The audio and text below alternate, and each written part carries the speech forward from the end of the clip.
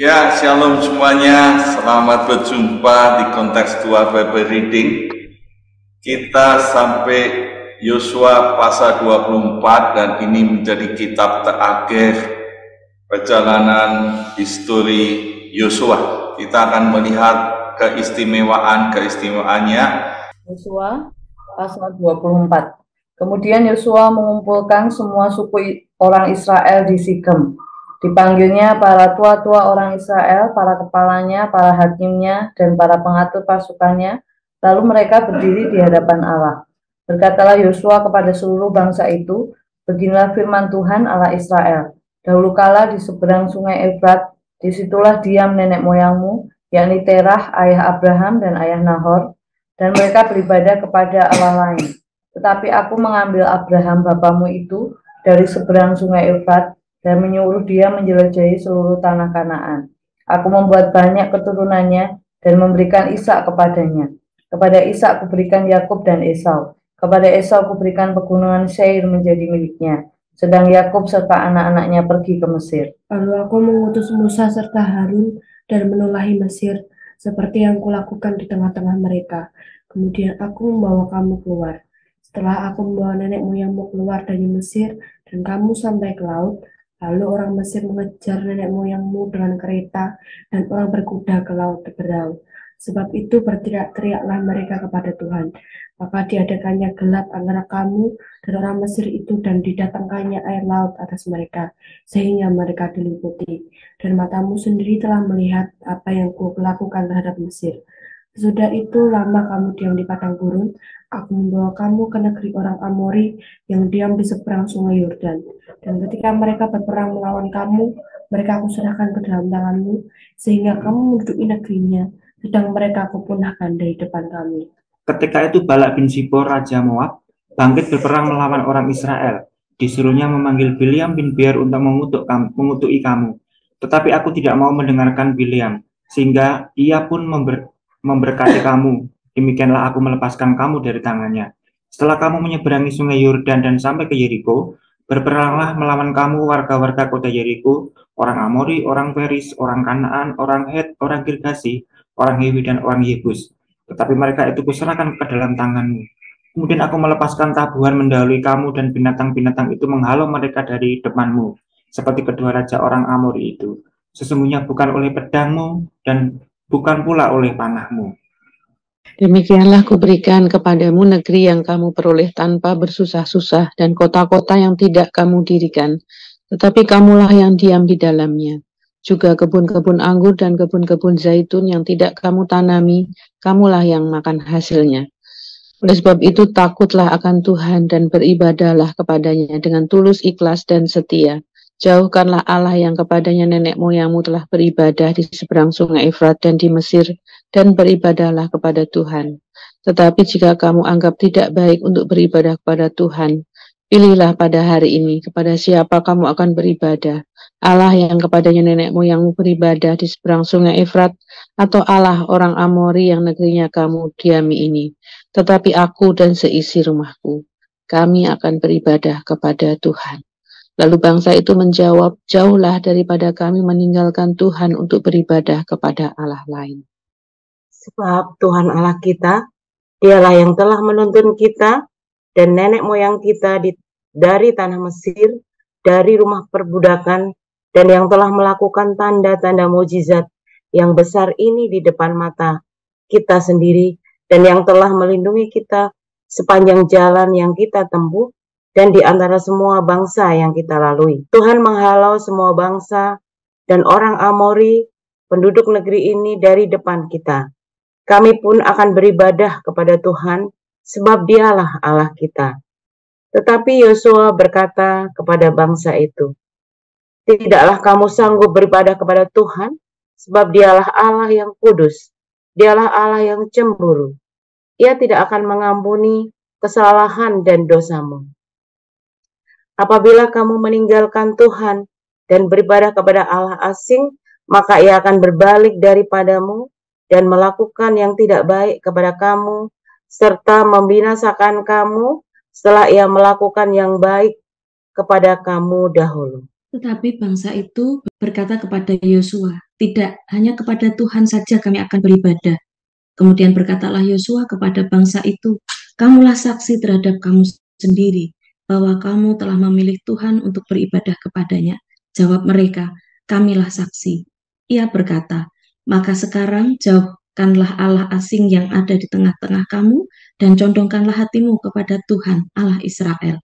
Lalu jawab bangsa itu kepada Yosua, "Kepada Tuhan Allah kita kami akan beribadah, dan firman-Nya akan kami dengarkan." Pada hari itu juga Yosua mengikat perjanjian dengan bangsa itu dan membuat ketetapan dan peraturan bagi mereka di Sikem. Yosua menuliskan semuanya itu dalam kitab hukum Allah. Lalu ia mengambil batu yang besar dan mendirikannya di sana, di bawah pohon besar di tempat kudus Tuhan.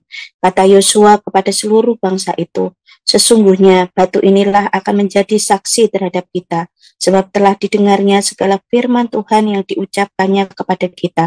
Sebab itu batu ini akan menjadi saksi terhadap kamu, supaya kamu jangan menyangkal Allahmu." Sesudah itu Yosua melepas bangsa itu pergi masing-masing ke milik pusakanya. Dan sesudah peristiwa-peristiwa ini, maka matilah Yosua bin Nun, hamba Tuhan itu, ketika berumur 110 tahun.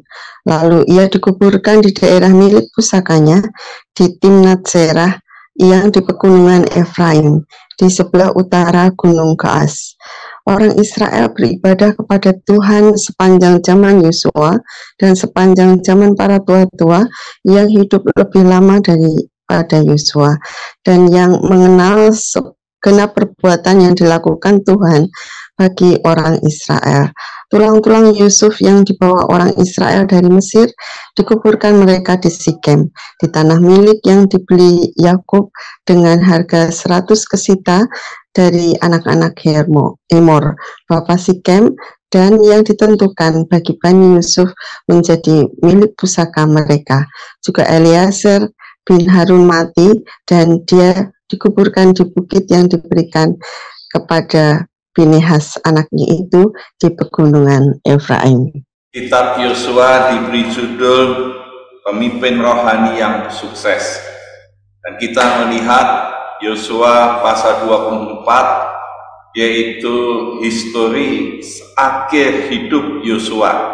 Bagaimana akhir hidup seorang pemimpin Israel, dan selalu diawali dengan satu ayat kunci, Yosua 1 ayat yang ke-8, yang mengatakan, "Janganlah engkau lupa perkataan kitab Taurat ini, tetapi renungkanlah itu siang dan malam, supaya engkau bertindak hati-hati sesuai dengan segala yang tertulis dalamnya, sebab dengan demikian perjalananmu akan berhasil dan engkau akan beruntung." Kesuksesan Yosua diingatkan Tuhan untuk terus merenungkan firman Tuhan siang malam, hati-hati bertindak sesuai dengan firman Tuhan.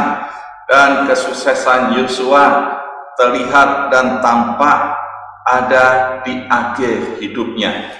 Seringkali di akhir hidup seseorang atau pemimpin-pemimpin rohani meleset dari visi misi Allah, tidak taat pada perintah Tuhan, tidak setia berpegang pada kehendak Tuhan, akhirnya tidak berhasil, tidak sukses. Dan kita bisa menganalogikan dengan di reaksi kimia ada hukum Hess. Hukum Hess ini mengatakan entalpi atau besarnya energi. Reaksi itu tidak bergantung pada jalannya sebuah reaksi, tetapi bergantung pada hasil akhir dari reaksi tersebut. Ya, dalam prosesnya reaksi itu ya tidak disoalkan, tapi bagaimana akhir dari reaksi itu akan menentukan apakah dia ini orang yang sukses atau tidak. Orang yang sukses selalu dilihat dari akhir dari kehidupannya. Nah, kita sekarang bisa melihat apa yang terjadi di akhir kehidupan Yosua sebagai pemimpin. Di pasal 24 ayat 1, setelah Yosua berpidato perpisahan dengan para pemimpin, ini sekarang mengumpulkan suku-suku orang Israel dan para penatua, para hakim, para kepala dikumpulkan, pembesar itu diatur pasukannya, dan mulailah mereka berdiri di hadapan Allah. Yosua sekarang di dalam akhir hidupnya, kita melihat ada tahapan yang pertama, yaitu Yosua menceritakan kembali satu histori karya Allah bagi orang Israel. Dan yang kedua, kita bisa melihat pesan Yosua di akhir hidupnya, satu pesan yang penting untuk orang Israel. Dan yang ketiga, di ayat 14 sampai 33 ada pernyataan komitmen, ada perjanjian bagaimana respon orang Israel, dan sampai akhirnya kita melihat Yosua hidup berumur 110 tahun. Dan kita melihat sekarang yang Yosua lakukan kepada orang Israel. Di histori dia mulai dari Abraham, bapak orang Israel yang terkenal dengan bapak orang beriman, dan dikatakan di sini dipanggil Tuhan, dipanggil untuk melakukan ibadah pada Tuhan, yaitu yang dulunya beribadah pada Allah lain, tapi Tuhan mengambil Abraham untuk terus ada di tanah perjanjian untuk beribadah pada Allah Yahweh Elohim. Dan secara kedua dinyatakan dengan Musa, pemimpin yang membebaskan, yang diutus Tuhan mengeluarkan bangsa ini keluar dari Mesir, membawanya ke tanah perjanjian, karena orang Israel berteriak-teriak minta pertolongan Tuhan karena perbudakan dan penderitaan yang ia alami. Dan Yosua ingatkan di ayat 7, matamu sendiri telah melihat apa yang Allah lakukan terhadap Mesir, dan kamu menduduki negerinya, sedang mereka Allah punahkan di depan kamu. Dan ini Yosua ingatkan bahwa mereka melihat sendiri tanda-tanda mujizat karya Allah yang sudah membebaskan dari Mesir. Sampai di ayat ke-13 Yosua menegaskan kembali, dengan demikian Allah memberikan kepadamu negeri yang kamu peroleh tanpa bersusah-susah, dan kota-kota yang tidak kamu dirikan, tetapi kamu yang diam di dalamnya, juga kebun anggur dan kebun-kebun zaitun yang tidak kamu tanami, kamulah yang makan hasilnya. Yosua mengingatkan pada bangsa ini, dan dia menunjukkan Musa sampai mereka menduduki. Dia tidak menonjolkan diri sendiri sebagai pemimpin, tapi ini Yosua yang memimpin sampai mereka menduduki tanah yang dijanjikan Tuhan tanpa bersusah-susah, tanpa menanam, dia menikmati hasilnya. Ini kasih karunia Allah. Yosua ingatkan bahwa semua itu karena kasih karunia Allah. Mereka menduduki tanah perjanjian, dan semua suku sudah menduduki, berhasil. Semuanya tanah-tanah milik pusakanya sudah diberikan. Yosua ingatkan ini, lalu dia sekarang berpesan. Ya, pesannya ini kita melihat di ayat 14 sampai 15. Ini Yosua memberi satu pesan yang penting. Takutlah akan Tuhan dan beribadahlah kepadanya dengan tulus, ikhlas, dan setia. Dengan tulus, ikhlas, dan setia. Ya, ini bagian yang penting, kontrasnya ya. Jangan kamu ikuti Allah lain, yang beribadah pada Allah-Allah lain. Dan ini satu pesan yang penting di akhir hidupnya. Dan Yosua tidak hanya berpesan, tapi dia konsekuen di dalam hidupnya sampai akhir. Di dalam hidupnya apa yang dilakukan Yosua sebagai pemimpin yang sukses. Dia mengingatkan secara historis, dia sudah membawa sampai bangsa ini menduduki tanah perjanjian, dan sekarang berpesan dengan memberikan konsekuen di dalam hidupnya, yaitu dia katakan, pilihlah pada hari ini kepada siapa kamu akan beribadah, tetapi aku dan seisi rumahku kami akan beribadah kepada Tuhan. Dan ini kesuksesan Yosua sampai akhir hidupnya. Aku dan seisi rumahku akan terus beribadah kepada Tuhan. Dikatakan di sini seisi rumah, tidak cuma anak dan keluarga, tapi apa yang ada di rumah itu. Berarti semua seisi rumah itu semua sudah dibawa Yosua ibadah pada Tuhan. Dan ini terkait di dalam 1 Timotius syarat penatua, yaitu pemimpin-pemimpin yang akan melayani di rumah Tuhan. Biarlah dia pun bisa mengatur rumah tangganya dengan baik.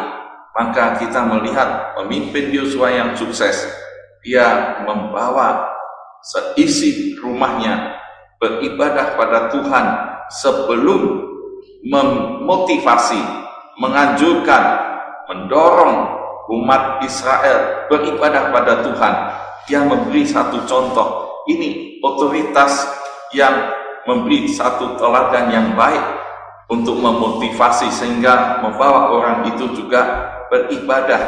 Dan yang berikutnya kita bisa melihat bagaimana orang Israel, yaitu dia taat, dia komit, ya, memberikan satu pernyataan, dia komit bahwa dia berjanji.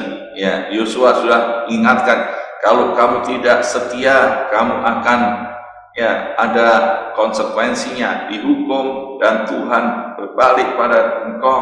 Tapi mereka tetap komit, ya, kami tetap mau setia pada Allah Yahweh Elohim, dan dia tetap membawa di dalam komitmen perjanjian, dan mereka jadi saksi.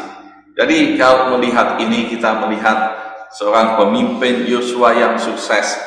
Apa yang dia lakukan, dia tetap takut kepada Tuhan dan beribadah kepadanya. Dan Yosua sebagai pemimpin yang sukses sampai akhir hidupnya melakukan visi misi Tuhan dan membawa orang Israel dalam 2 poin yang utama, yaitu tanah perjanjian secara fisik semuanya diberikan untuk orang Israel, tetapi secara spiritual, secara rohani, orang Israel dibawa kepada takut akan Tuhan dan beribadah kepada Tuhan. Ini amanat teks yang penting untuk mengukur apakah saya sukses atau tidak. Kita lihat aplikasinya. Apakah saya dan seisi rumahku takut akan Tuhan dan beribadah kepadanya? Yang kedua, apakah saya tetap melakukan visi misi Tuhan dengan setia dan membawa orang lain melakukan visi misi Tuhan dan beribadah pada Tuhan? Tuhan Yesus memberkati. Kita diingatkan untuk terus berkomitmen untuk beribadah kepada Tuhan. Kita akan pujikan bersama keluargaku. Biarlah ini menjadi doa kita di akhir tahun, untuk kita boleh berkomitmen bersama dengan keluarga mengasihi Tuhan.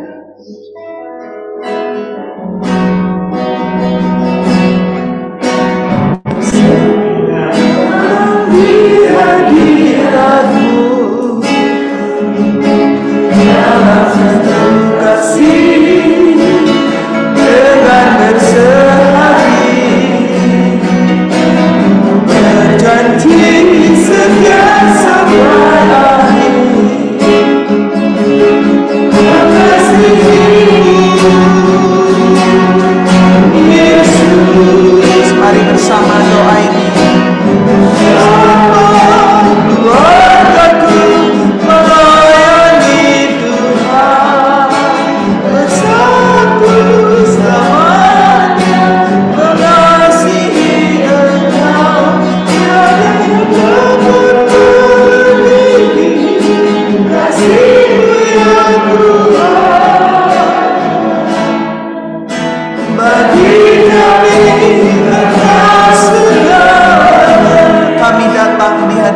ya Tuhan. Kami datang di hadirat-Mu dalam satu kasih dengan bersehati, berjanji setia sampai akhir.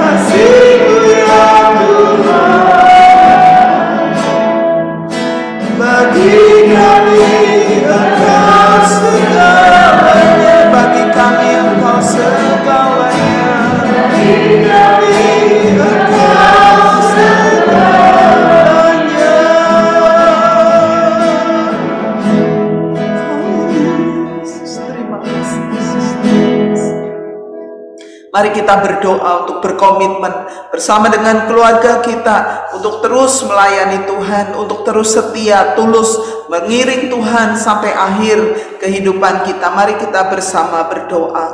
Bapa di surga, aku bersyukur Tuhan untuk firman Tuhan yang selalu mengingatkan kami semua untuk kami selalu berkomitmen. Kami mau supaya kami bersama dengan keluarga kami Tuhan boleh melayani Tuhan, mengasihi Tuhan dengan tulus, dengan setia, supaya hidup kami, keluarga kami menjadi perkenan Tuhan.